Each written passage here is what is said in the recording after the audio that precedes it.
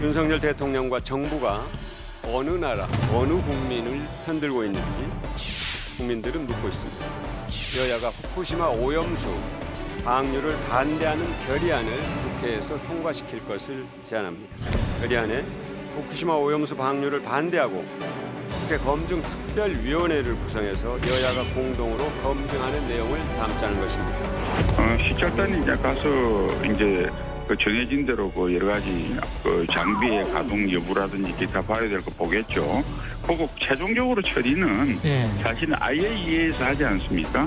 우리가 IAEA에서 처리가 되면 국제 기준에 맞게끔 우리가 선진국으로서 좀 이렇게 할 수가 없다. 하는 게 맞다고 봅니다.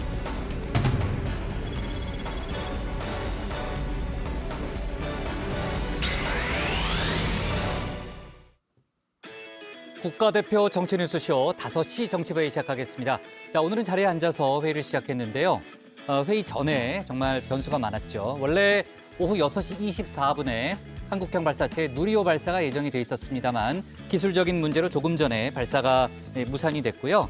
헬륨을 공급하는 밸브를 제어하는 과정에서 통신 이상이 발생했다는 게 이제 정부의 설명이고 밸브 자체는 이상이 없답니다. 밸브 자체는 이상이 없는데 지금 이제 수동 작동은 되는데 앞으로 자동화 과정에서도 문제가 생길 수 있기 때문에 일단 발사는 멈췄다는 설명이고요. 내일 오전에 이제 발사관리위원회를 다시 열어서 최종적으로 발사 여부를 확정하게 되는데 만약에 이제 문제가 제대로 해결이 되면 내일도 오늘하고 같은 시간인 오후 6시 24분에 발사를 할 거라는 그런 설명이 있었습니다. 자, 아무튼 오늘 우주부 회의가 예정이 돼 있었는데 조금 아까 유체커가 좀 고생을 많이 했는데 아무튼 수포까지 반영한 유한울 체커의 발제를 잠시 후에 들어보는 걸로 하고요. 자, 오늘 회의는 류 실장 박마커, 유체커 백반장, 김현숙 소통역사 그리고 정치부 예청자 정의원무들과 함께 하겠습니다. 자, 누리호 전문가 유체커는 나가면 되고요. 류 실장, 조금 전에 이제 영상에서도 나왔습니다만 우리 정부의 후쿠시마 오염수 시찰단이 이틀째 원전 시찰을 하고 있는 거죠, 지금? 그렇습니다. 우리 시찰단은 어제와 마찬가지로 오전 10시쯤 원전 현장으로 이동을 했습니다. 핵종을 분석하는 화학 분석동을 살피고요. 삼중 수소 희석 설비와 오염수 방류 설비도 살펴볼 예정입니다. 유국희 시찰단장은 어제 기자들과 만난 자리에서 보려고 계획했던 시설들을 모두 봤다고 말을 했는데요. 후쿠시마 원전 시스템을 신뢰할 수 있다고 보느냐라는 질문에는 결론에 해당한다면서 즉답을 피했습니다. 네.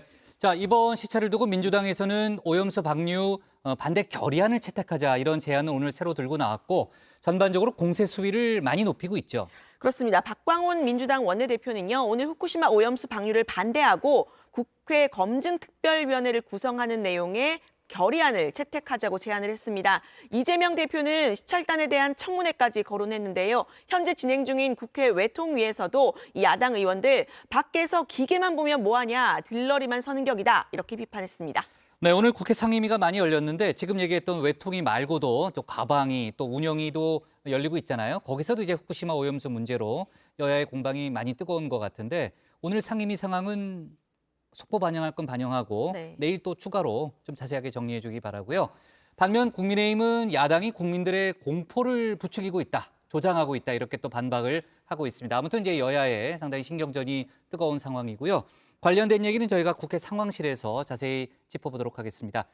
그리고 정치회의 시작하기 전에 이제 들어온 속보인데 돈봉투 의혹에 연루된 현직 국회의원 2명에 대해서 검찰이 구속영장을 청구했다는 거죠. 네, 민주당에서 탈당한 윤관석, 이성만 의원에 대해서 조금 전에 이제 정치자금법 위반 혐의로 구속영장이 청구됐습니다. 이제 수사는 이 송영길 전 대표를 향해 속도를 낼 것으로 보이는데요. 그 밖에도 검찰이 돈봉투를 받은 현역은 10여 명을 특정했다는 얘기가 나와서 이 민주당 내부가 뒤숭숭한 상황입니다. 네. 관련해서 이제 민주당 혁신을 놓고 친명, 비명계 간의 신경전도 커지고 있는데 저희가 관련된 얘기는 정치 인사이드에서 얘기를 해보도록 하겠습니다. 오늘도 참 뉴스가 많은 하루네요. 서둘러 가도록 하겠습니다. 유한울의 뉴스픽 5부터 오늘의 정치부회의 출발하겠습니다.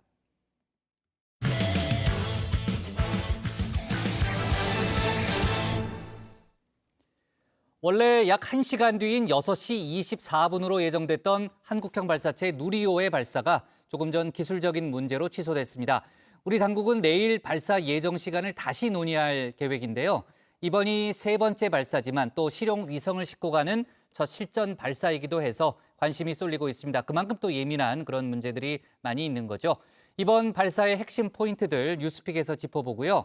오늘 당정이 불법 집회 시위에 대한 대책을 협의해서 발표한 내용도 있습니다. 관련 내용을 유한울 체커가 정리했습니다. 5시 하면 다정해 정의원들의 뉴스큐레이터 울체커입니다. 수요일의 뉴스픽 5 바로 들어갑니다. 오늘 준비한 소식은요. 이제는 실전이다. 일사천리, 채용 척탁 의혹, 폭락 원인 찾는다. 구속 심판대로 가져왔습니다.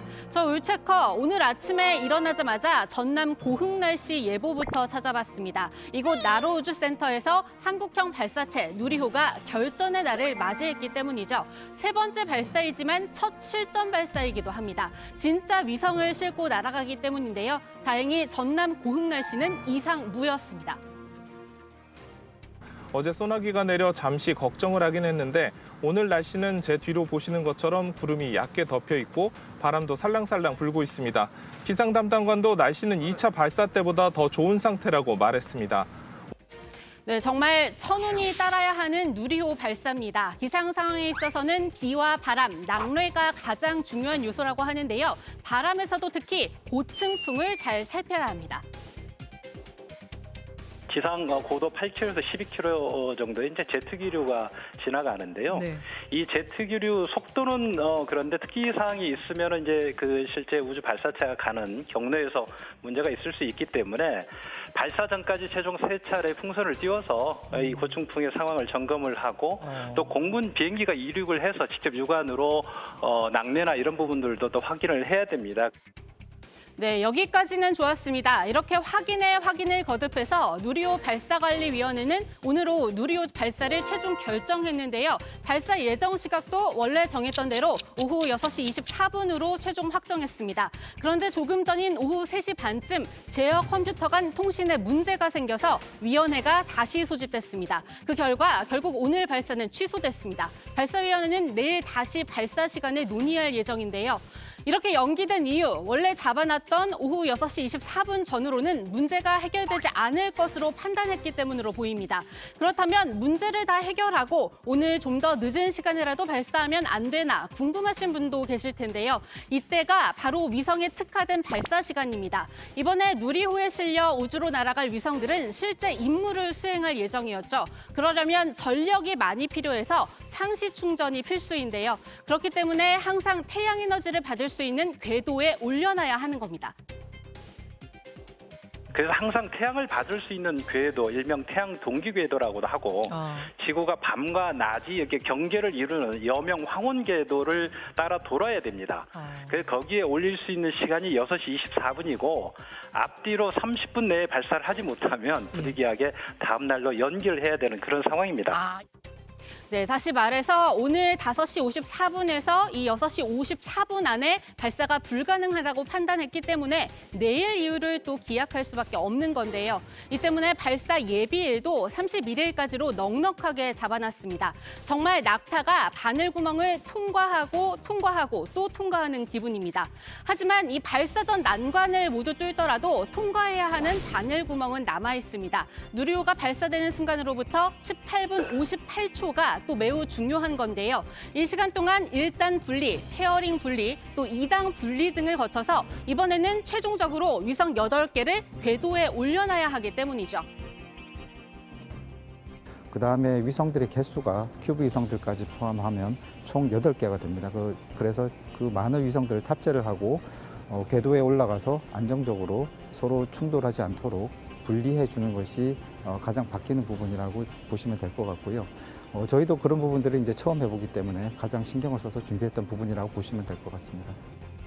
네, 이 위성들을 안정적으로 분리해주기 위해서 각각의 위성들 사이에는 20초의 간격을 두고 궤도에 올리게 되는데요. 이 때문에 2차 발사 때보다 궤도가 줄었는데도 오히려 이번 누리호 비행 예정 시간은 2차 때 18분 25초에서 33초 늘어났습니다. 더 오래 날아야 하는 누리호가 부디 끝까지 힘을 내줬으면 하는 바람이고요.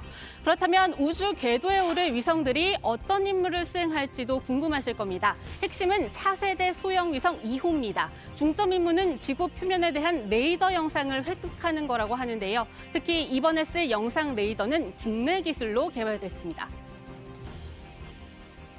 전파는 구름이 껴있거나 밤 구간에도 송수신에 영향이 없기 때문에 영상 레이더 기술은 주간이나 또는 야간 그리고 구름이 껴있는 상태에서도 지상에 대한 관측이 가능하다는 장점을 가지고 있습니다. 국산화한 영상 레이더를 기술 검증하고 지구 관측을 수행하는 것이 바로 이 중점 임무입니다. 네, 그리고 나머지 위성 7개는 우주 날씨를 관측하고 우주 방사능을 측정하는 등의 임무를 수행할 예정입니다. 누리호로 우리 위성을 발사한다는 가장 큰 장점은 우리가 원하는 시간에 우리가 원하는 방법으로 위성을 발사할 수 있는 그러한 우리만의 역량을 확보했다는 데 굉장히 큰 의미가 있다고 생각을 합니다. 네, 여기까지 오는데 꼬박 14년이 걸렸습니다. 누리호에 들어가는 부품 37만 개를 위해 헤아릴 수 없이 많은 사람들이 기여했고 이 기업체로만 따져도 300여 곳이 참여했다고 합니다. 그동안 들어간 예산만 2조 원 정도라고 하는데요. 따라서 이미 오늘 도전 그 자체만으로도 충분히 값지다고 생각됩니다. 한 사람을 저 우주에 보내서 우리 국민들이 우주에 대한 그런 바라보는 관점, 그런 시야를 좀 넓혀주는 그런 역할을 하는 게 미션이었다면 이제는 정말 우리 손으로 우주를 향한 다리를 건설해가는 그 첫 지점이잖아요. 발사하게 된 것 자체만으로도 굉장히 큰 발전이고 그래도 이왕이면 오늘의 아쉬운 소식은 뒤로 하고 좋은 결과로 이어질 수 있으면 좋겠습니다. 우주를 향한 우리의 꿈은 이미 약 10년 뒤 달 탐사선을 내다보고 있기 때문입니다. 마침 이종호 과기정통부 장관 오늘 국회를 찾아 우주항공청 개청을 도와달라고 말하기도 했는데요. 지속적인 관심과 지원도 물론 뒷받침돼야 할 것입니다. 누리호를 반복 발사함으로 해서 발사체의 어떤 신뢰성을 제고할 수 있고 또 이번에는 민간의 체계 종합기업이 제작 발사에 참여해서 민간으로의 기술 이전 촉진 또 우주산업 생태계 조성이 가능한 것으로 생각을 합니다. 의원님들께서 조금 더 관심을 가져주시고 가능한 한 올해 안에 개청이 될 수 있도록 도와주시면 대단히 감사하겠습니다.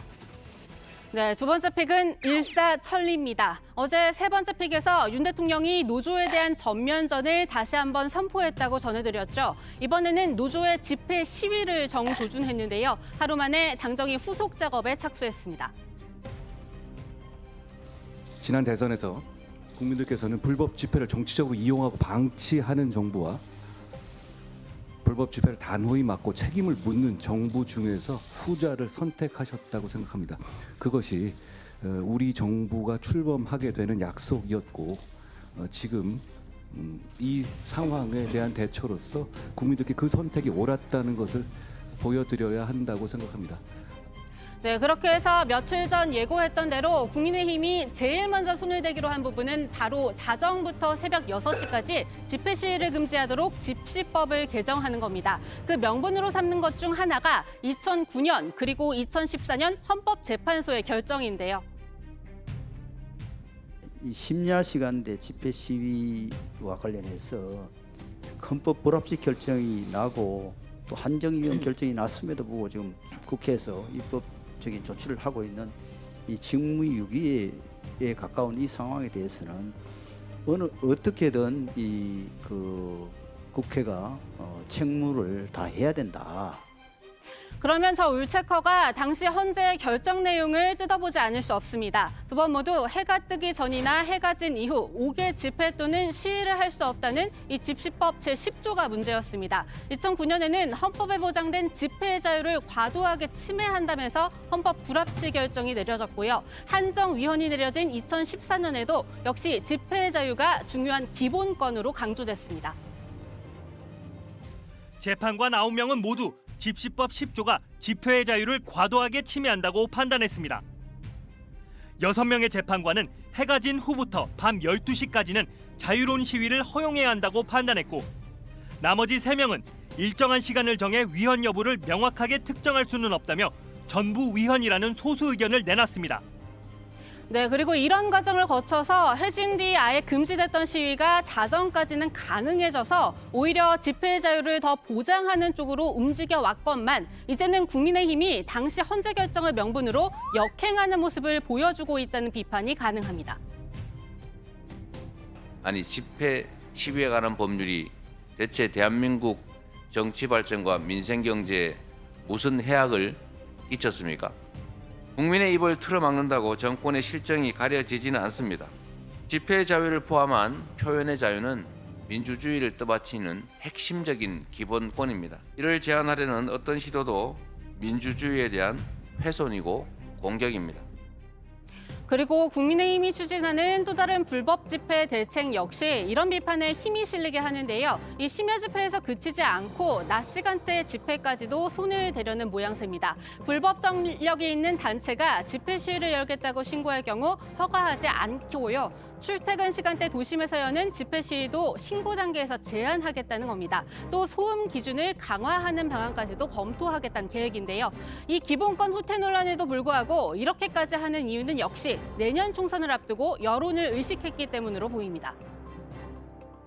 건설노조 처음에 건폭 이런 이야기까지 나왔을 때 사실 대중들의 호응이 좀 있었어요. 네. 그러다가 막상 충돌이 이렇게 막 벌어지고 분신도 벌어지고 하니까 조금 이거 과한 거 아니냐 이렇게 갔다가 얼마 전에 광화문에 1박 2일 노숙 집회 보고 또 여론이 안 좋아졌죠. 그런 부분을 이제 타고 가는 거죠, 윤 대통령은. 네, 다음 픽 채용 청탁 의혹입니다. 경찰이 박주환 전 국정원장과 서훈 전 국가안보실장의 자택 그리고 국정원을 압수수색했습니다. 두 사람 모두 국정원장 재직 시절 자신의 측근이 국정원 산하기관에 취업하도록 청탁한 혐의를 받고 있는데요. 측근들이 연구원 채용 기준에 미달했는데도 서 전 실장 같은 경우에는 채용을 위해 인사 복무 규칙까지 바꾸라고 지시했다고 경찰은 보고 있습니다. 네, 오늘의 네 번째 픽은 폭락 원인 찾는다입니다. SG증권발 주가 폭락 사태를 수사 중인 검찰이 오늘 키움증권과 KB증권에 대한 압수수색에 나섰습니다. 두 증권 모두 라더견 대표 일당이 이용해온 차익거래 결제 상품을 운용하는 곳인데요. 특히 키움증권은 주가 폭락 사태를 촉발시켰다는 의혹도 받고 있죠. 검찰은 이번 압수수색 폭락 원인을 규명하기 위한 차원이라고 설명했습니다. 네, 마지막 픽. 구속 심판대 살펴봅니다. 모두 5종의 마약 투약 혐의를 받고 있는 배우 유아인 씨가 오늘 영장실질 심사를 받았습니다. 혐의 인정하십니까? 코카인 투약은 인정하시나요? 그 공범을 도피시키려 했던 게 사실인가요? 혐의에 대한 상당 부분 인정하고 있고요. 공범을 도피시키는 그런 일은 전혀 시도하지도 않았습니다. 네, 경찰이 지난 19일 마약류 관리법 위반 등의 혐의로 신청한 구속영장이죠. 유 씨는 심사를 마치고 나오는 길에도 마약을 한 걸 후회한다고 밝혔지만 증거 인멸 부분은 전혀 사실과 다르다고 했습니다. 유 씨의 구속 여부는 이르면 오늘 저녁 늦게 결정됩니다. 네, 오늘의 뉴스픽은 여기까지입니다. 들어가서 원픽 뽑겠습니다. 뉴스픽 5였습니다. 네, 유한울 체커가 속보까지 반영해가면서 얘기를 했습니다만 어쨌든 오후 6시 24분으로 예정됐던 누리호 발사가 기술적인 문제로 조금 전에 이제 취소가 됐고요. 지금 이제 그 밸브 자체의 문제는 아니기 때문에 통신 이상인데 그 기기 밸브 자체의 문제는 아니기 때문에 만약에 좀 고칠 수 있는 여러 가지 이제 상황 변화가 있다면은 내일 발사도 가능하다는 게 이제 정부의 설명이고요. 고정환 발사체 본부장이 조금 전에 브리핑한 내용을 보니까는 지금 기립한 상태로 그냥 있잖아요, 누리호가요. 기립한 상태로 일주일을 버틸 수 있기 때문에 충분히 그 안에 이제 발사가 가능하다는 이제 그런 설명이고, 아까 시작할 때 제가 속보로 잠깐 얘기를 했습니다만 만약에 내일 발사가 이루어지게 된다면은 내일도 오늘하고 같은 시간인 오후 6시 24분에 발사가 이루어질 거라는 그런 설명이 있었습니다. 내일도 상황에 따라서 저희가 우주부 회의 또는 이후에 사건 반장이 이제 우주 반장으로 진행될 가능성이 좀 있어 보이고요. 자, 아무튼 이제 속보가 더 나오면 저희가 계속해서 반영해 가면서 회의를 진행하도록 하겠습니다.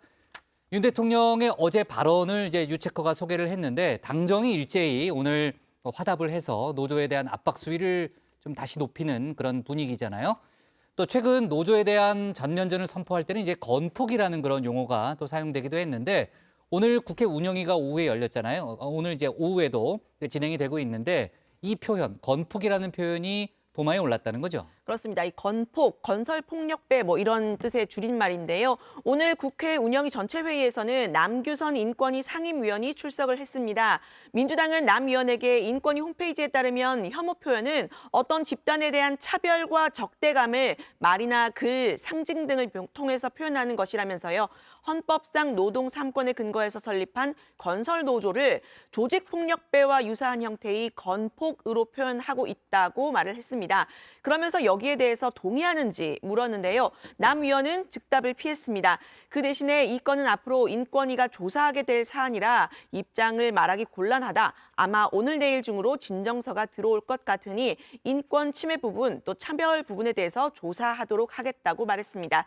이번 조사는 얼마 전 노동단체들이 국가인권위를 찾아가서 시위하고 항의한 데 따른 것으로 보입니다. 네, 오늘 오전부터 국회 운영위가 열렸는데 대통령실에 대한 본격적인 질의는 이제 오후 늦게 시작이 됐기 때문에요.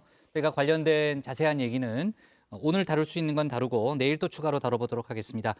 당정이 노조를 압박한 날, 당정 협의를 통해서 압박한 날, 야당은 이른바 노란봉투법을 본회의에 직회부했다는 거죠. 네, 이 국회 환노위가 오늘 오전에 전체 회의를 열고 이 노란봉투법 본회의 직회부를 의결했습니다. 노란봉투법은 하도급 노동자에 대한 원청 기업의 책임을 강화를 하고 이 파업 노동자에 대한 기업의 무분별한 손해배상 청구를 제한하는 내용을 담고 있죠. 오늘 환노위 회의에서는 국민의힘 의원들이 반발해서 퇴장을 한 가운데 야당 단독으로 본회의 직회부가 하기로 의결을 했습니다. 네. 노란봉투법을 두고 그동안 이제 공방이 뜨거웠는데 야당은 이제 법사위에서 처리가 안 되고 계속해서 계류만 되고 있다면서 오늘 직회부 결정을 내렸는데 이정식 고용노동부 장관이 그 야당의 결정 이후에 곧장 반발하는 기자회견을 진행했다는 거죠.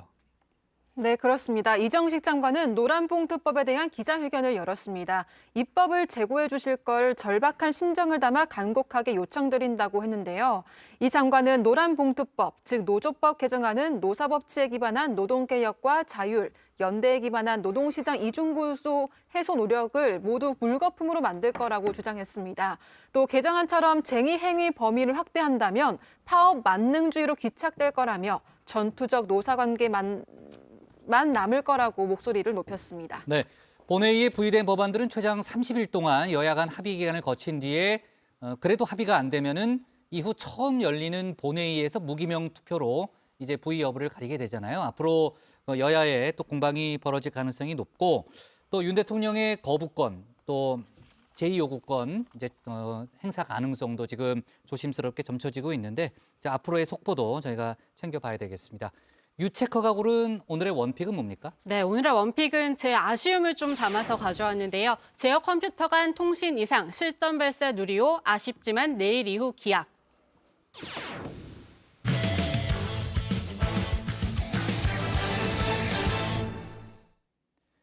우리 정부 후쿠시마 원전 시찰단이 어제부터 본격적으로 원전 현장을 둘러보고 있죠. 그런데 일본이 원전 오염수 방류는 물론이고 후쿠시마산 수산물 수입 금지 조치까지도 해제를 요청하고 나섰습니다. 민주당은 역시 일본 정부에 들러리를 서러 간 거냐면서 국회 차원의 청문회를 하고 결의안을 채택하자는 주장을 오늘 새로 내놨죠. 국민의힘은 우리 국민들이 좀 더 냉정을 찾았으면 좋겠다고 했습니다. 야당을 향해서도 경고를 했는데 관련 소식을 유정화 실장이 정리했습니다. 충분히 보고 오셨다 이렇게 생각하신가요? 예, 저희들이 당초에 계획했던 보고자 하는 설비들은 다 봤습니다. 알프스 아까 말씀드린 대로 3가지를 지금 설치를 한 상태고요. 알프스 전후, 처리 전후에 농도 자료를 좀 달라고 했어요. 그러니까 이게 안 하고 있죠? 저희가 이제 내일 설명을 듣기로 일단 했습니다. 네, 후쿠시마 원전 시찰단 어제에 이어서 이틀째 원전을 직접 점검하고 있습니다. 유국희 시찰단장은요, 계획했던 대로 다 봤고 추가 자료들을 여러 가지 요청했다고 설명했습니다. 어제는 알프스라 불리는 이 다핵종 제거 설비와 알프스 처리가 된 오염수를 보관하는 K4 탱크를 확인했는데요. 이 설비의 컨트롤 타워라고 할 수 있는 운전 제어실이 이상 상황에 대처를 할 수 있는지 밸브 하나까지 확인을 했다고 설명했습니다. 오늘은 알프스 처리 후에 이 방사성 수치를 측정하는 화학 분석동 그리고 이후에 바닷물 희석 작업을 살펴본다고 합니다. 이 핵종 분석을 하는 화학 분석동을 현장을 봅니다. 그래서 어떤 절차에 따라서 핵종을 분석을 하는지, 그리고 분석 장비는 뭔지, 바닷물과의 희석은 어떤 방식으로 하고, 그다음에 방출하는 설비들은 어떻게 구성되어 있는지, 이런 것도 저희들이 내일 현장 점검을. 네, 살펴보니 어땠느냐 이 질문에는요. 구체적인 건 자료를 다 받아봐야 종합적인 분석이 가능하다 말을 아꼈습니다. 시찰단의 목적, 원전 오염수 방류에 대해서 국민의 정서적인 부분을 포함한 우려를 불식시키는 거죠. 유 단장은 과학적인 수치를 제시하면 좀 누그러질 수가 있지 않겠느냐고 했습니다. 저희는 과학적인 근거와 기준을 가지고 어떤 건지, 정말 일본이 갖고 있는 설비가 제대로 된 설비인 건지, 또는 방류를 하는 절차와 과정들은 적정한 건지, 저희가 과학적으로 어떤 것들을 봤다라고 상세하게 말씀을 드릴 수 있다면 의미가 있지 않을까 생각을 합니다. 네, 그런데 우리 시찰단이 충분히 검증하고 검증 내용도 충분히 공개를 할까요? 이런 의문이 드는 이유, 시찰단의 검증 내용을 살펴보기는커녕 지금 시찰단 버스 꽁무니를 추적해야 하는 상황이 됐기 때문인데요.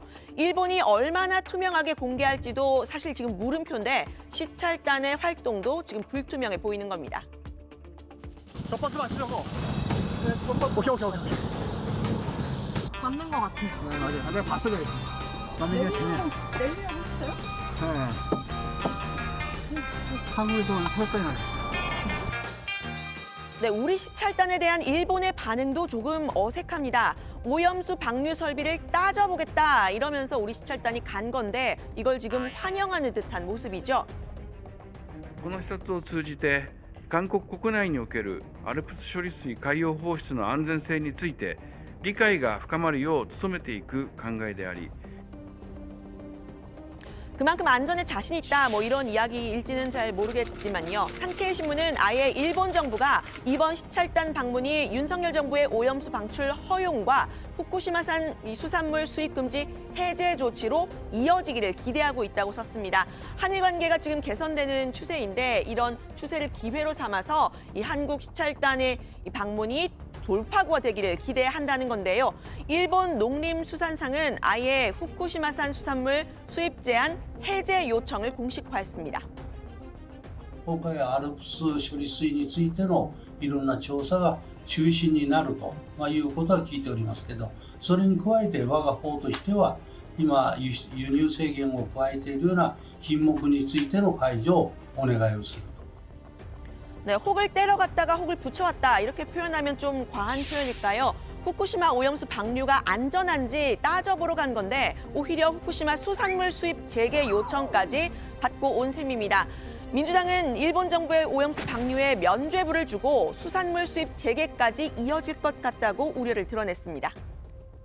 실제로 일본은 시찰단 파견을 계기로 후쿠시마 등 8개 지역 수산물 수입 재개를 요구하겠다는 뜻을 밝히고 있습니다. 대한민국 정부 스스로 국민의 건강을 해치는 국민 밥상 오염에 앞장서고 있다는 비판을 피할 길이 없을 겁니다. 네, 국민의힘은 일단 오염수 방류 같은 경우에는 기정사실화하는 듯한 모습인데요. 시찰단 방문이 끝나고 국제원자력기구 IAEA 보고서가 나올 텐데 방류 가능 쪽으로 결론이 날 가능성이 높아 보이는 상황이죠. 신원식 의원은 IAEA가 국제 기준에 맞게 처리 완료를 하고 방류를 하면 대한민국이 막을 수가 없다면서요. 이걸 반대한다면 과학을 무시한다고 오히려 국격이 떨어지지 않겠냐면서 이렇게 말했습니다. 방류되면 누누이 이야기하지만 제일 먼저 알래스카부터 저 캐나다부터 미국부터 남미 들어왔다고 돌아오잖아요. 세계에서 가장 생선을 많이 먹는 일본 국민의 먹거리부터 문제가 될 거예요. 이거는 조금 우리 국민들이 조금 냉정을 찾았으면 좋겠습니다. 네, 다만 대통령실은 앞서 후쿠시마산 수산물 국내에 들어올 일 결코 없다고 세 차례나 밝혔는데요. 지난 윤 대통령의 방일 당시에 이 한일 정상회담에서 일본이 수산물 수입 재개 요청을 했다 이런 보도가 나오면서 이걸 부인하면서 이제 이런 입장문들을 여러 번 냈습니다. 국민의힘 홍석준 의원은 후쿠시마산 수산물 수입 제한 윤석열 정부의 확고한 방침이라고 강조를 했는데요. 윤석열 정부에서는 후쿠시마산 주변의 수산물 통제는 계속해서 유지한다는 게 이제 확고한 방침이기 때문에 근거 없는 우려를 많이 하고 있는데 그거는 절대 아니다. 후쿠시마산 수산 수입 재개와 이 방류 시찰 문제는 전혀 별개의 문제다. 그런데 후쿠시마 수산물 안전성 문제가 없다는 주장이 우리 전문가들에게서부터 나오고 있습니다. 지금 우려하는 삼중수소 등의 방사능 물질이 피폭을 걱정할 필요 없는 수치라는 겁니다.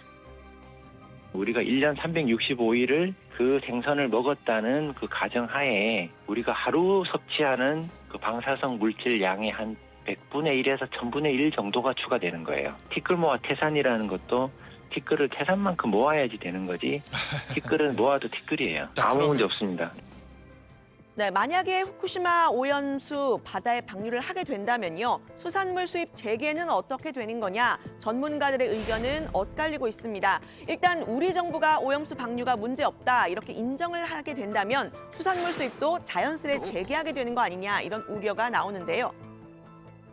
우리 정부 입장에서 일본 오염수 방류는 문제가 없다 이렇게 얘기를 하면서 그런데 수입은 못하겠다 이렇게 하면은 이제 논리적으로 모순이기 때문에 이제 완전히 걸리는 거죠. 해양을 보호해야 한다는 국제법상의 의무를 우리가 잘 활용을 해서 이걸 총회 사안까지 끌고 가고 이런 최소한의 노력은 좀 해야 할 때가 아닌가. 네, 반면 오염수를 방류할 경우에는 청정 해역인 우리 바다와는 달리 사고의 영향이 남아있는 즉 오염수까지 방류된 후쿠시마 해역의 수산물 수입 금지해야 한다는 논리가 더 힘을 받을 수 있다는 의견도 있습니다. 결국은 정치력과 방향의 문제로 보입니다. 검역 주권 차원에서는 검역을 강화할 필요가 우리한테는 있다.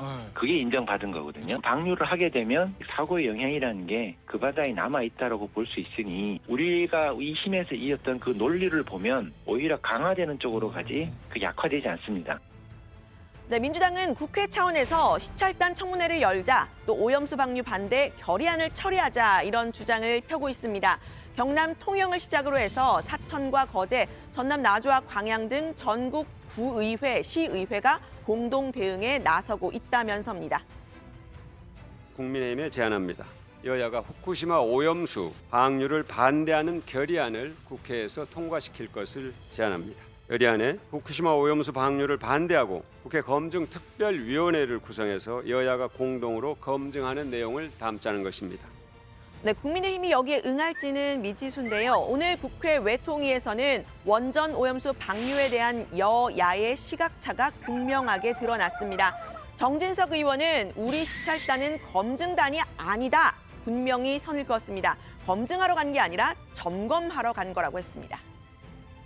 일반 시민들은 우리 시찰단이 무슨 검증단으로 생각을 하는 경우가 많은데 이 후쿠시마 배출 계획에 대한 안전성 검증은 IAEA 국제원자력기구 소관이죠. 그 시찰단이 지금 검증을 해서 그 결과를 얻어오는 것처럼 생각하시는 분들이 많습니다. 근데 그건 아니고 어쨌든 시찰을 통해서 우리 점검을 하는 데 목적이 있는 거겠죠.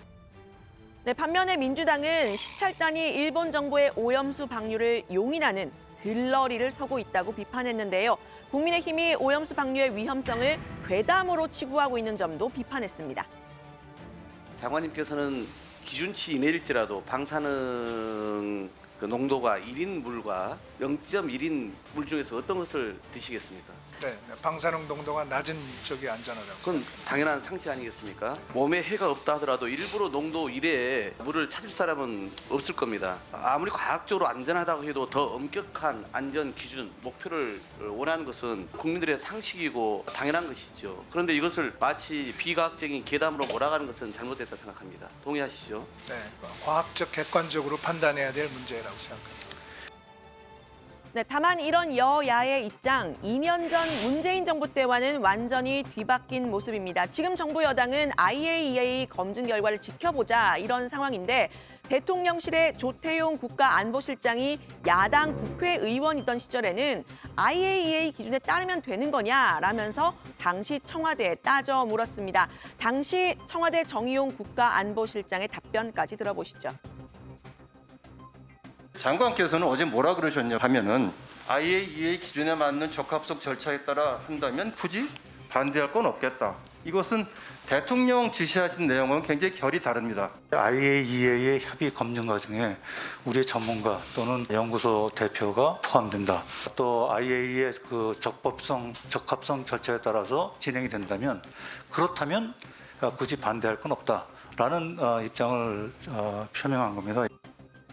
네, 국민이 원하는 건 정치적 논리에 따른 찬반이 아니라 투명한 검증과 신뢰할 수 있는 과학적인 결과겠죠. 그래서 우리뿐만 아니라 우리 아이들에게도 먹일 수 있는 그런 안전한가 이런 부분이 검증이 돼야 할 겁니다.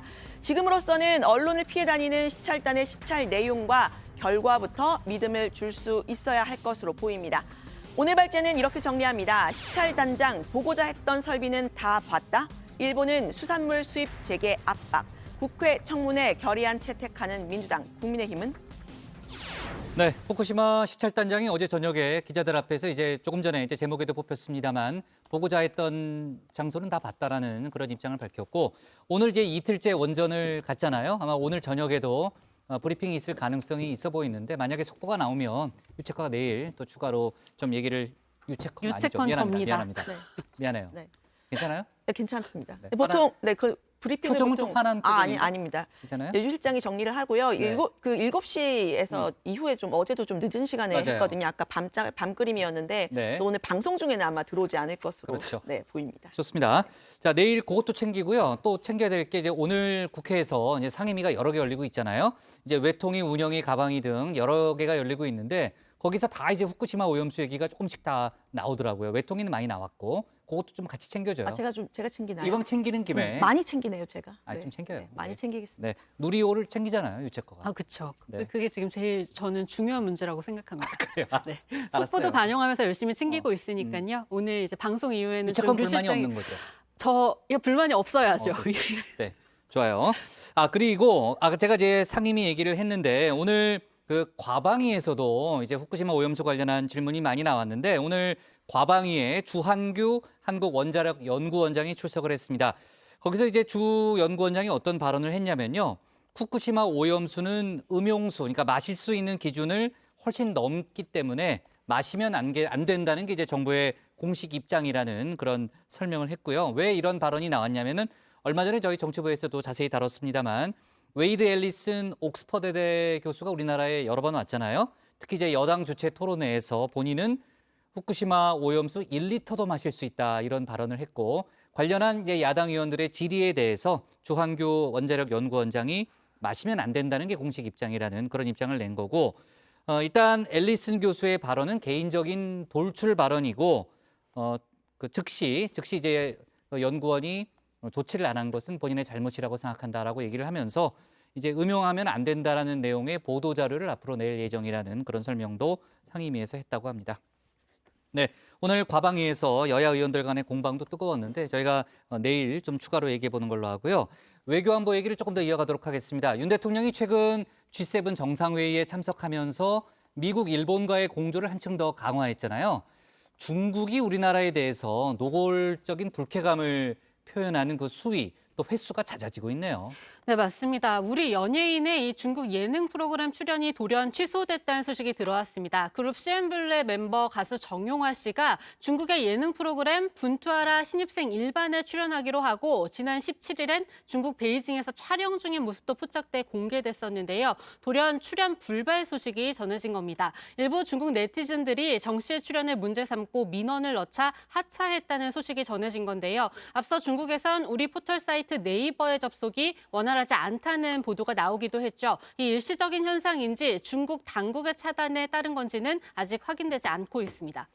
정 씨의 출연 불발을 계기로 한한령, 즉 한류 금지력이 다시 시작된 거 아니냐 이런 이야기가 지금 나오고 있습니다. 한한령은 지난 2016년 사드 재배치 당시에 중국이 한국 연예인과 콘텐츠를 제한하는 그런 조치를 취했던 걸 뜻하는데요. 2021년 이후에는 좀 나아지는 그런 분위기였습니다. 일부 중국 네티즌들은 지금 걸그룹 블랙핑크의 팬인 중국 연예인들을 보이콧하겠다라면서 블랙핑크의 이 홍콩 콘서트에 갔던 연예인에게 악플을 다는 등 이런 혐한 분위기를 조성하고 있다고 하는데요. 대만 문제를 놓고 한중 관계가 지금 심상치 않은 분위기가 반영이 된 거다 이런 해석이 나오고 있습니다. 네, 중국이 이제 미국에 대한 보복성 조치를 취했다는 보도도 이제 계속해서 며칠 새 나오고 있잖아요. 미국 반도체 기업 마이크론에 대한 이제 제재를 한 건데 미국에서도 보복 조치를 취하자는 의견이 또 나오고 있다는 거죠. 네, 그렇습니다. 중국이 미국 반도체 기업 마이크론에 대해서 이 수입 규제 조치를 취했는데 이틀 뒤에 미국에서도 이 중국에 대한 무역 규제를 단행해야 한다는 주장이 나온 겁니다. 미국 하원의 마이크 갤러거 미중 전략 경쟁특위 위원장이 중국 창신 메모리 테크놀로지를 대상으로 상무부가 무역 규제를 단행할 필요가 있다고 했습니다. 앞서 미국은 화웨이와 양쯔 메모리 테크놀로지 등 이 중국 기업을 블랙리스트에 올렸는데 여기에 더 추가해야 한다고 주장한 셈입니다. 갤러거 위원장은 중국의 마이크론 제품 구매 중단을 한국 기업이 메워서는 안 된다는 말도 했습니다. 중국의 경제적 강압을 경험한 한국도 마이크론의 공백을 채우지 않도록 조치를 취해야 한다고 했는데요. 앞서 우리 정부는 중국 정부의 조치에 대해서 우리 정부가 이래라 저래라 할 일이 아니라는 입장을 밝힌 바 있습니다. 네. 윤 대통령이 최근 외교 행보를 통해서 한미일이 밀착하는 것은 분명해 보이고 어떻게 보면 우리나라가 미중 간의 갈등의 사이에 좀 샌드위치처럼 좀 끼어 있는 이제 그런 신세라는 또 평가도 많이 나오고 있는데 오늘 국회 외통위가 열렸잖아요. 외통위에서는 우리가 중국과 소통을 하고 있는지에 대한 야당 측의 질의가 많았다는 거죠. 네, 국장 말씀대로 좀 외통위를 좀 제가 좀 챙겼는데요. 그래요. 네, 오늘 네. 그 박진 외교부 장관의 이 중국 그 외교에 대한 대중 외교에 대한 질문도 나왔습니다.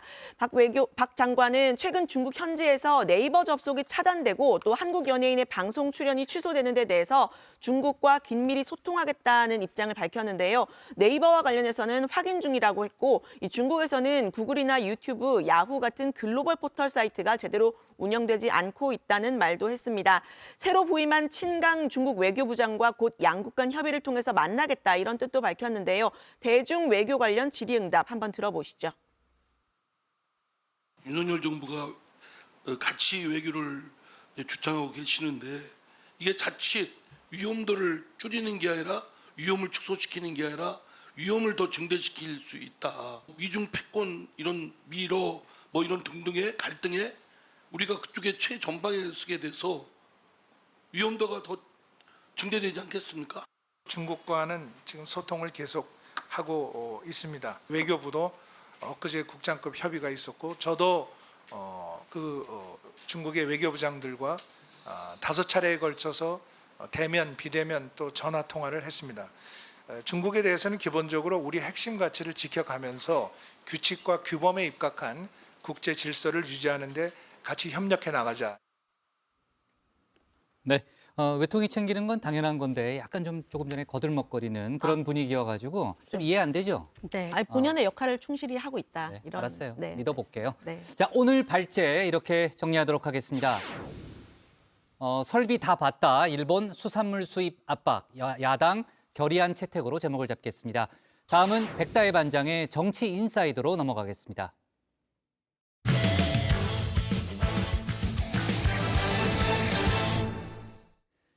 의정 연수 기간 중 동료 시의원 여성을 성추행한 의혹을 받고 있는 한 부천시 의원이 민주당을 탈당했습니다. 이재명 대표가 윤리감찰을 지시했지만 이미 탈당계를 제출해 논란이 됐는데요. 민주당은 상시 감찰 카드 역시 빼들고 있습니다. 하지만 당내에선 당의 혁신 방안을 놓고 여러 가지 목소리도 나오고 있는데요. 관련 내용을 정치 인사이드에서 짚어보겠습니다. 네, 안녕하세요. 소통반장 백다혜입니다. 정치인 해시태그, 오늘은 야권 소식들로 준비해봤는데요. 해시태그 보겠습니다. 탈당하면 그만, 두문불출, 김남국, 그리고 철험의 탈퇴입니다. 첫 번째 소식의 해시태그는 탈당하면 그만입니다. 더불어민주당 부천시 의원들이 동료 시의원의 즉각적인 사퇴를 요구했습니다. 민주당 소속 부천시 의원이 합동 의정연수 중에 국민의힘 소속 의원 2명을 성추행했다는 의혹이 제기되면서 논란이 되고 있죠. 문제의 술자리가 담긴 10여 분짜리 CCTV가 공개되면서 파장이 더 커졌는데요. 현재 민주당을 탈당한 A 의원은 하루 전에도 다른 동료 의원에게 부침개를 가슴께로 던지면서 성희롱 발언을 한 혐의도 받고 있습니다. 이재명 당대표가 윤리감찰을 지시했지만 이미 하루 전 탈당계를 제출한 상황이었습니다. 피해 의원은 진정성 어린 사과도 없었다고 전했습니다. 금요일 날 윤리위에 제소를 하고 나서 일요일 날 저녁부터 월요일까지 전화가 수차례 왔습니다.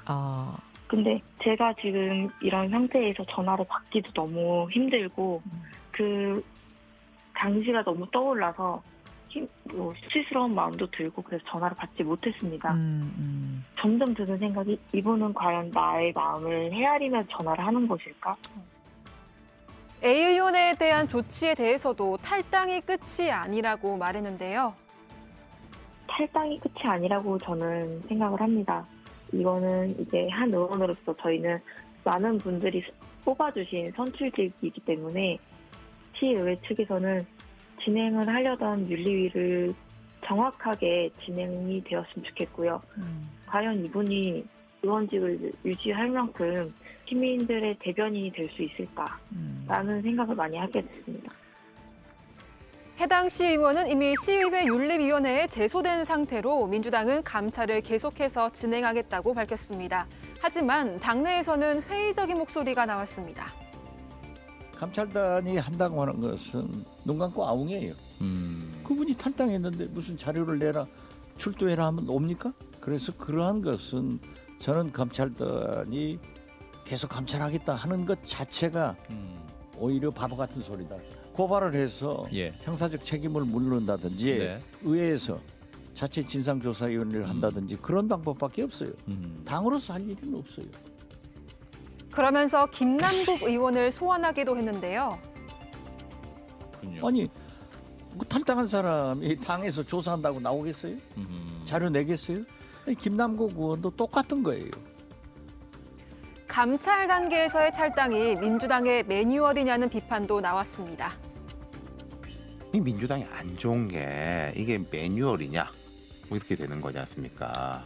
사고 쳐가지고 징계 들어가려고 하면 기본적인 이제 사실관계 조사는 또 필요한 거잖아요. 그 단계에서 탈당을 해버리면은 불이익을 받지 않는다. 그럼 나중에 상황 봐가지고 뭐 총선이나 대선 때 되면 또 사면령 같은 거 하거든요. 보통 뭐 다 같이 모으자. 그럼 은근슬쩍 들어가려고 하는 거 아니냐. 내년 총선을 앞두고 민주당은 최근 도덕성 논란에 직면하고 있습니다. 이 때문에 당 소속의 선출직 공직자 등에 대해서 상시 감찰에 착수하겠다는 방침을 밝혔는데요. 하지만 실효성에 대해서 의문이 제기되고 있습니다. 사실 기초의원의 연수 중 술자리 추태는 하루 이틀 일이 아닌데요. 3월에는 부산으로 2박 3일 연수를 떠난 인천시 구의원이 동료 의원에게 술자리에서 욕설을 했다는 의혹이 나왔습니다. 그리고 2월에는 충북도 의회 의원이 해외 연수를 가는 비행기 안에서 만취 상태로 승무원에게 추태를 부렸다는 의혹이 제기되기도 했는데요. 전문가들은 연수 예산으로 술값을 계산하지 못하도록 제한해야 한다고 지적합니다. 사실 의원들의 국내외 연수는 외유성 출장으로도 불리는 등 여러 말들이 있어 왔죠. 시민들의 혈세로 이루어지는 예산이 의원들의 공익 활동을 위해서만 써야 한다는 지적이 나오고 있습니다. 다음 소식 보겠습니다. 두문불출 김남국입니다. 국회의원을 비롯한 고위공직자의 가상자산 재산 신고를 의무화하는 김남국 방지법이 오늘 행안위를 통과했습니다. 가상화폐를 단돈 1원이라도 가지고 있다면 모두 신고해야만 하는 법안인데요. 내일 본회의 문턱을 넘을 걸로 보이는 가운데 김남국 의원은 지난 18일 고속도로 한 휴게소에서 포착된 뒤 나흘째 두문분출하고 있습니다. 탈당 이후 김 의원의 공식 활동은 방송인 김어준 씨의 유튜브 방송 출연이 마지막인데요. 이후 국회 상임위에 불참하는 등 모습을 드러내지 않고 있습니다. 이를 두고 국민의힘 장해찬 청년 최고위원은 세금 낭비라고 지적했습니다. 저는 이 범죄자에게 언제까지 세비를 지급해야 되는지 잘 모르겠습니다. 오, 범죄자 이렇게 얘기하는 거는 조심하셔야 됩니다. 김남국 의원이 열받으면 저 고소하세요. 저는 언제까지 숨어 있을 건지 국회든 기자든 앞에 나와서 지금 하루가 멀다 하고 터지고 있는 의혹에 대해서 본인의 입장 정리를 해주고 국회의원의 수당과 관련한 법률 개정안은 국회에서 이미 여러 차례 발의됐었습니다. 상임위 회의와 국정감사 등에 불출석할 경우 세비를 깎거나 전액 감액하는 국회의원 수당법 개정안도 그중 하나입니다. 김남국 의원도 공동 발의했었는데 현재 국회 윤리위에 제소된 상황이죠.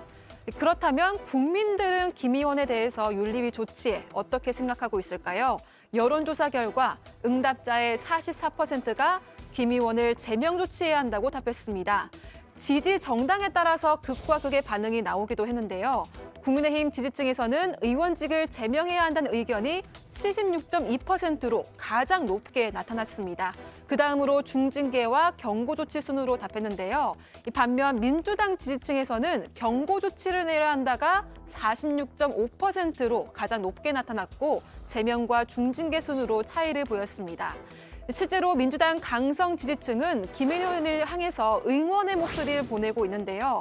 오늘 민주당 최고위원회 영상이 생중계되는 동안 실시간 채팅에서 고민정 최고위원을 향한 비판의 목소리가 이어졌습니다. 앞서 고 최고위원은 노무현 전 대통령의 서거 14주기를 앞두고 코인 사태가 윤석열 대통령과 닮았다고 비판하면서 강성 지지층의 원성을 사기도 했습니다.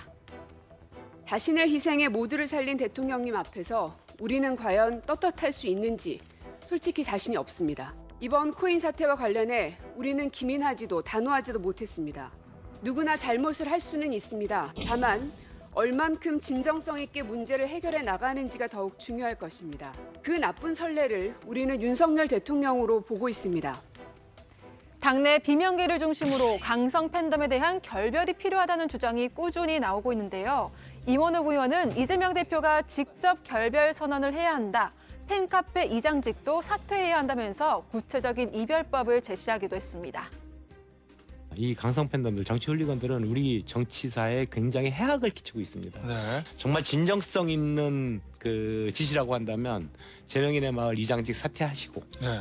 두 번째, 강성 팬덤과 이제 절연하겠다. 네. 이재명 대표 스스로가 절연하겠다고 예를 선언하고 들면 그리고 세 번째, 강성 팬덤을 옹호하는 일부 민주당 의원들에 대해서 국민의힘이 하듯이 징계 절차 밟아야죠. 이런 가운데 친명계에서는 다양한 목소리를 왜 부정하냐며 맞서고 있습니다.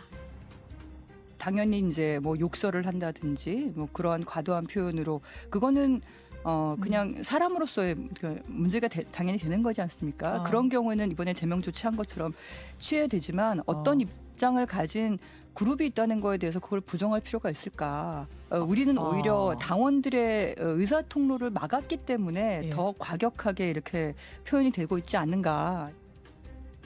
혁신 방향을 두고 계파 갈등이 고조되는 분위기인데요. 민주당이 이 위기를 어떻게 헤쳐나갈지 앞으로도 다정회에서 전해드리도록 하겠습니다. 네, 마지막 소식 보겠습니다. 네, 철험의 탈퇴입니다. 더불어민주당 초선 의원들의 모임인 철험회. 무소속 김남국 의원을 비롯해 민주당 김용민, 김의겸, 최강욱 의원 등이 소속돼서 친명계로 분류되고 있는데요. 얼마 전 진보당의 강성희 의원이 가입해서 눈길을 끌었습니다. 강 의원은 지난달 5일 전주을 국회의원 재선거를 통해 진보당 소속으로 처음으로 국회에 입성한 인물이죠. 철험회가 민주당 모임이긴 하지만 국회 공정사회 포럼으로 등록된 연구단체라서 정당에 관계없이 참여가 가능했던 겁니다. 하지만 진보당 지지층 내에서 반발이 거셌고 야권 진영에서도 지적이 잇따랐습니다. 진보 정당은 민주당에 독립적이어야 하며 민주당, 특히 이재명과 김남국 등에 대해서도 철저하게 비판해야 한다. 그런데 그러기는커녕 가장 강경한 친이재명 그룹, 특히 김남국 같은 자와 함께 활동하겠다는 것인가? 야권에서 비판의 목소리가 커졌기 때문인지 어제 강 의원은 철험의 탈퇴 소식을 전했습니다. 의정활동에 도움이 되지 않는다는 판단으로 탈퇴의 뜻을 전했다면서 당원과 지지자분의 기대에 부응하는 의정활동에 힘쓰겠다고 밝혔는데요. 진보당 강성희 의원과 철험회의 만남과 헤어짐을 두고는 다양한 해석이 나오기도 했습니다. 여러 정치 캠페인을 컨설팅했던 한 전문가는 이렇게 분석했습니다. 다음 총선은 반윤 전선으로 이제 강성희 시민단체, 노조, 정의당 일부, 진보당, 민주당 이렇게까지 다 모아가지고 강하게 전선을 쳐가지고 해야 된다. 반윤 전선을 명확히 해야 된다. 강성 확장 연대 뭐 이런 거죠. 근데 철험회에 가입을 했다가 또 진보당 강성희 의원이 한 달 만에 탈퇴한 거는 그러면? 그러니까 지금 이런 지적들에 대한 우려감이 나오니까 너무 빨리 하면 판 깨질 수도 있겠다. 이렇게 보는 거겠죠. 네, 지금까지 정치인 해시태그였습니다. 앞서 발제에서 이원욱 의원의 발언을 들어봤잖아요. 이재명 대표를 향해서 강성 당원과 절연하라 이렇게 요구를 했고 사실 요 며칠 동안 계속해서 관련 주장을 하고 있는데 오늘 최고위원회 회의에서 서운숙 최고위원이 직접 이원욱 의원을 겨냥해서 일종의 좀 저격하는 그런 발언을 했다는 거죠. 그렇습니다. 일단 이원욱 의원 발언부터 소개를 해드리면 본인의 페이스북에 본인이 받은 문자를 공개하면서 이재명 대표의 강성 팬덤과의 절연을 요구했습니다. 공개된 문자에는 민주당도 70%는 쓰레기 의원들이다. 200석 줘도 수박들이 다수면 그런 민주당 국민의힘만도 못하다. 이런 원색적인 비난의 내용이 담겨 있었는데요. 이후에 이재명 대표가 이 의원이 받은 문자에 대한 감찰을 지시를 했는데 그 결과 당원이 보낸 문자가 아니라는 게 확인이 된 겁니다. 그러자 오늘 열린 최고위에서 서은숙 최고위원이 무슨 근거로 그 문자를 보낸 사람을 개딸 당원, 즉 당대표와 관계된 극렬 지지자로 단정해서 절연을 요구했느냐, 소명을 해야 할 것이다 이렇게 지적을 했습니다. 이름을 직접 거론하지는 않았지만 이 의원을 겨냥한 걸로 풀이가 됐습니다. 네, 당 지도부 차원에서 이 의원에 대한 책임론을 제기하는 듯한 입장이 나오기도 했는데요. 박성준 민주당 대변인은 해당 문자가 외부 세력의 이간질로 드러났다면서 이간계에 단호히 대응하겠다고 말했습니다. 그러면서 감찰단은 이 의원의 문자 공개 당시 테러 문자 발신자를 강성 당원으로 단정한 정황과 근거도 확인해서 향후 이간계에 대비할 수 있도록 조치할 거라고 했는데요. 사실상 이 의원이 문자를 공개하고 당대표를 공격한 행위에 대해서 감찰에 나서겠다는 취지로 읽히고 있습니다. 네, 뭐 일종의 무고를 했다는 건데 아무튼 이제 이원욱 의원을 향한 친명계의 반격이 또 좀 나타나는 그런 양상이라고 볼 수 있을 것 같고 강성 팬덤을 둘러싼 당내 개파간 갈등이 더 불거질 가능성이 있다는 그런 예측도 나오고 있습니다. 그리고 이제 김남국 의원은 이제 코인 사태 관련해서요 게임 업계에 국회 로비서를 제기했던 인물이 있잖아요. 위정현 한국게임학 회장인데. 가족 살해 협박을 받았다. 이런 내용의 입장문을 냈다는 거죠. 네, 위정현 학 회장은 이 성명서를 통해서 자신에게 무차별적인 인신 공격과 가족 살해 협박 메일이 왔다고 밝혔습니다. 앞서 위 학 회장은 이 김남국 의원이 수십억 대 암호화폐 위믹스를 보유한 것과 관련해서 게임업계 입법 로비 의혹을 제기했었는데요. 해당 의혹을 제기한 뒤에 이 학회에 대한 비방과 인신 공격이 시작됐고 자신과 가족을 살해하겠다는 협박 메일이 오는 참담한 상황까지 이어지고 있다라고 설명을 했습니다. 위 학 회장은 이 위믹스 발행사인 위메이드가 자신을 명예훼손 혐의로 고소한 것에 대해서도 상대방을 공격해서 위기를 모면하고 있다고 지적을 했는데요. 이 언론 보도를 통해 위메이드 임직원이 지난 3년간 국회를 14차례 방문한 사실이 알려졌다면서 지금이라도 진실을 고백하지 않는다면 검찰에 의해서 강제로 진실이 밝혀질 수밖에 없을 것이라고 덧붙였습니다. 네, 오늘 국회 운영위에서 이제 위메이드의 출입 기록을 공개하는 아마 그런 내용이 여야 합의로 통과된 것 같은데 제가 그 관련된 얘기는 저희가 나중에 추가로 얘기해 보도록 하겠습니다. 자, 앞서 저희가 속보로 얘기했습니다만 오늘 검찰이 돈봉투 의혹과 연관돼서 민주당을 탈당한 윤관석, 이성만 의원에 대해서 구속영장을 청구했잖아요. 관련해서 이제 검찰이 이제 돈봉투를 직접 받은 것으로 의심되는 현역 의원 10여 명을 특정했다. 이런 얘기가 나오고 있는데 민주당 분위기가 좀 어수선하다면서요? 그렇습니다. 민주당은 지금 이재명 대표의 사법 리스크 또 전당대회 돈봉투 파문에 이어서 김남국 의원의 코인 투기 논란까지 터지면서 최근 위기감이 아주 고조된 상황이죠. 총선이 1년도 채 남지 않은 상황인데 민주당 내에서는 돈봉투 의혹을 받는 의원들의 명단이 밝혀지는 대로 출당 조치를 해야 한다 이런 목소리가 나오고 있습니다. 다만 의혹의 당사자들이 인정을 하지 않을 경우에는 당 차원의 징계가 쉽지는 않을 것으로 예상이 되면서 지금 지도부의 리더십이 시험대에 오를 수 있다는 평가가 나오고 있습니다. 네, 민주당 내부에서는 당 윤리기구 강화를 대안으로 내세우고 있습니다. 당 윤리감찰단이 소속 의원들을 대상으로 상식 감찰에 나서기로 한 건데요. 이 감찰단은 음주운전, 폭언, 또 부동산 투기 등을 중점적으로 볼 전망입니다. 조정식 사무총장은 내년 총선을 앞두고 당 이미지를 훼손하는 불법 행위가 발생하지 않도록 협조가 필요하다면서 국민의 희망을 주는 게 우리 당의 중대한 과제라고 했습니다. 참 최근에 민주당이 청년 대변인 지원을 받았잖아요. 그러니까 더 블루 스피커인데 모집 기간이 끝났는데 연장하겠다는 그런 입장을 밝혔는데 혹시 무슨 이유가 있어요? 네, 아무래도 이 민주당이 지난 이제 5월 10일부터 이제 17일까지 딱 일주일 동안 이 청년 대변인 서류 접수를 받았는데 이 결선 1등에겐 당 대변인, 2등에겐 이 상금 부대변인 처우를 보장한다는 이 파격적인 조건도 덧붙였었죠. 지원자 수가 생각보다 저조해서인지 이 모집 기간을 6월 1일까지 연장을 했습니다. 민주당 관계자에 따르면 모집 기간 일주일은 이 짧다는 문의도 있었다라고 하는데요. 최근 김남국 의원의 코인 투기 논란 등으로 이 청년 세대 지지율이 저조해진 것 아니냐 이런 해석이 나옵니다. 좋습니다. 오늘의 정치 인사이드 이렇게 제목을 잡도록 하겠습니다. 네. 성추행 의혹, 부천시의원 탈당, 김남국 코인, 쪼개진 민주당으로 제목을 잡습니다. 다음은 박준호 마커의 주민입니다.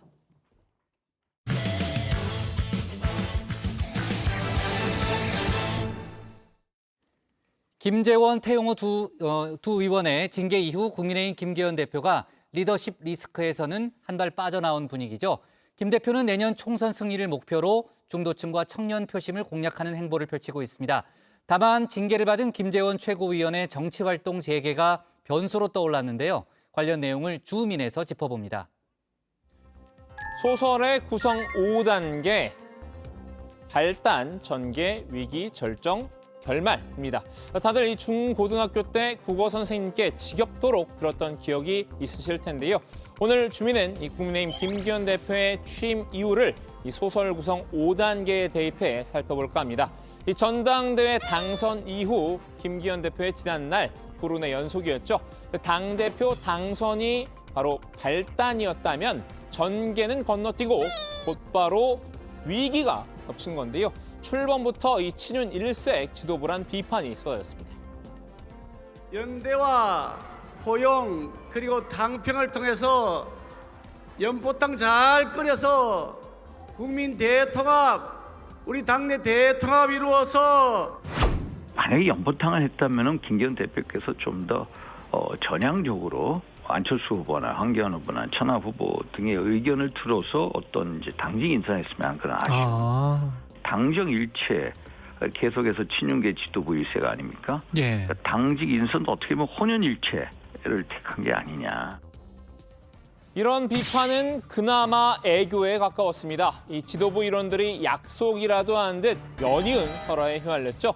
김재원 최고위원발 전광훈 사태가 그 서막이었는데요. 헌법 정신에 5.18 정신을 헌법에다 넣겠다. 그런다고 전라도 표가 나올 줄 압니까? 전라도는 영원히 10%예요. 영원히 10%. 그건 불가능합니다. 불가능해요? 예. 불가능하죠? 예, 불가능합니다. 불가능하죠. 그냥 저도 반대입니다. 전라도에 대해서 립서비스 하려고 한 거지. 뭐 표 들려면 뭐 조상묘도 판다는 게 정치인들 아닙니까? 원래 악재는 연달아 터지는 게 이 세상사 이치일까요? 김최고 의원과 동시에 태영호 전 최고위원도 이 역사 인식 논란에 휩싸였는데요. 4.3 사건의 장본인인 김일성 정권에 한때 몸담궜던 사람으로서 김일성은 남한 단독 정부 수립을 막고 공산 정권을 세우기 위해 김구 선생을 이용한 겁니다.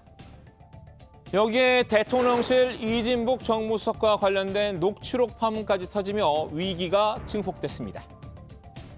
당신이 공천 문제 때문에 신경 쓴다고 하는데 당신이 최고위원 기간에 마이크 줬을 때 그 마이크를 잘 활용해서 매번 대통령한테 보고할 때 오늘 이렇게 쓴다고 정상적으로 들어가면 공천 문제 뭐 신경 쓸 필요도 없어 보입니다. 당 지지율은 곤두박질을 쳤고 김 대표의 리더십에도 물음표가 따라 붙었는데요. 김 대표는 이 관련 질문이 나오면 진땀을 빼기 바빴죠. 겉으로 웃고는 있지만 속은 웃는 게 아니었습니다. 내가 웃는 게 아니야. 또 내가 걷는 게 아니야. 태용호 의원이 오늘 기자회견 열어서 결국 징계 결정이 됐는데 지도부에도 초반에 좀 이거를 빨리 결정을 지었으면 좋았을 것 같다는 그런 아쉬움이 있는데 징계를 지도부가 결정하나요? 그건 아니지만 지도부 차원에서 할 수 있는 결정 같은 것도 있잖아요. 예를 들어서 공개적으로 자기한테 종용한다거나 아니면 이후 두 최고위원에 대한 징계가 이뤄지며 사태는 일단락됐습니다. 자꾸 반복되는 설화는 외부적으로는 당의 명예를 크게 실추시키고 민심을 이탈케 하는 심각한 해당 행위이고 내부적으로는 당 지도부의 리더십을 스스로 손상시킨 자해 행위가 될 수 있습니다. 김 대표로서는 간신히 절정을 맞이한 셈이었는데요. 이슈는 이슈로 덮는 게 정치권의 생리이죠. 김 대표 입장에서는 운이 좋은 일도 있었습니다. 민주당 안에서 연이어 터진 폭탄이 김 대표의 리더십 리스크를 희석을 시켰는데요. 돈봉투 전당대회와 김남국 의원의 코인 사태가 국면 전환을 위한 변곡점이 된 겁니다. 민주당 김남국 의원은 국회의원직을 사퇴해야 마땅합니다. 만약 끝까지 버틴다면 국회의원직을 박탈하도록 해야 합니다. 민주당의 협조를 촉구합니다. 이제는 이 두 사태를 지렛대 삼아 해피엔딩을 목표로 달려나가는 분위기입니다. 내년 총선 승리라는 결말을 위해서 힘을 쏟고 있는데요. 그간 놓쳤던 이 중도층 표심 공략에 나섰죠. 어제 노무현 전 대통령의 추도식에 참석한 것도 바로 그 일환인데요. 노무현 전 대통령에 대해서 생각과 철학을 달리한다 하더라도 대한민국의 전직 대통령으로서 예우하고 그에 대한 존중의 뜻을 표하는 것이 마땅하다고 생각합니다. 추도식에서는 권양숙 여사에게 고개 숙여 인사하고 잠시 대화를 나누기도 했죠. 이 문재인 전 대통령과도 웃으면서 악수했는데요. 저는 바로 직전 대통령으로부터 엄청난 정치적 박해를 받았던 피해 당사자이기도 합니다. 그러나 그럼에도 불구하고 대한민국 정치 선진화를 위해서는 더 이상 전직 대통령에 대한 흑역사가 반복돼서는 안 된다는 확신을 가지고 있고요. 5.18 민주화운동 기념식에도 당 소속 의원들을 이끌고 참석을 했었죠. 이 김재원 최고위원의 발언에 대한 사죄의 의미를 담은 건데요. 5.18 민주화운동에 대한 우리 당의 진심이 훼손되거나 퇴색되는 일이 없도록 할 것입니다. 당시 광주에서 열린 현장 최고위에선 이 성난 호남 민심을 다독이기 위한 발언을 쏟아내기도 했죠. 5월의 정신 앞에 정치가 있을 수 없습니다.